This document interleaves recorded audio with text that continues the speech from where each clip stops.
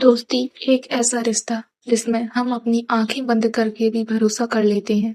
पर सोचो, अगर तुम्हारी जिंदगी का सबसे बड़ा सच तुम्हारे ही दोस्त ने तुमसे छुपा रखा हो और जब वो सच सामने आए तब ये पता चले कि तुम सिर्फ दो नहीं थे, तीन दोस्त थे। मैं समीर हूँ और राघव मेरा बचपन का दोस्त। स्कूल से लेकर शहर तक हम दोनों साथ रहे। लोग कहते थे तुम दोनों एक जैसे हो, पर सच ये था हम बिल्कुल अलग थे। मैं चुप रहने वाला, राघव बोलने वाला, और शायद इसी वजह से उसकी बातें लोग याद रखते थे और मेरी कोई नहीं। एक दिन राघव के घर मुझे एक पुरानी डायरी मिली। उसमें हम दोनों के नाम थे, एक तीसरा नाम ए। मैंने पूछा ये कौन है? राघव थोड़ा सा हंसा। पागल है क्या, सिर्फ हम दो ही थे। पर डायरी झूठ नहीं बोल रही थी। मैं उस दिन के बाद मेरी यादें अजीब होने लगी। स्कूल का एक बेंच, तीन लोगों का एक हाथ जो मेरे कंधे पर होता था, पर ये चेहरा याद नहीं आ रहा था, जैसे किसी ने जानबूझकर यादें मिटा दी हों। एक पुरानी ग्रुप फोटो मिली, स्कूल पिकनिक की।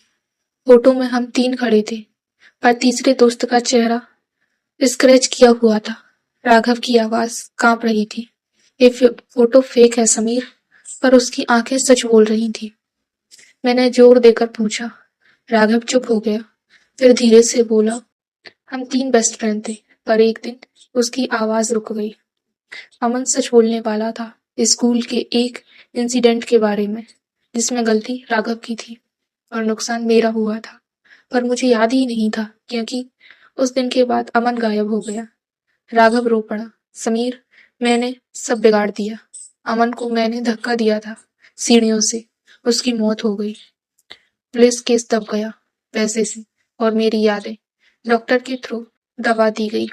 पर समीर, राघव ने कहा, तू मुझे इसलिए याद है क्योंकि तू उस दिन भी चुप था।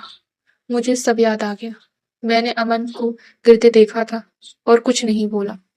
दोस्ती सिर्फ साथ रहने का नाम नहीं होता, कभी कभी चुप रहना भी एक जुर्म होता है। और कुछ दोस्त जिंदगी भर साथ इसलिए रहते हैं क्योंकि दोनों एक ही सच से भाग रहे होते हैं। थैंक यू दोस्तों, वीडियो अच्छी लगी हो तो लाइक करें, कमेंट में जरूर बताएं कि आप वीडियो को कहाँ से देख रहे हैं।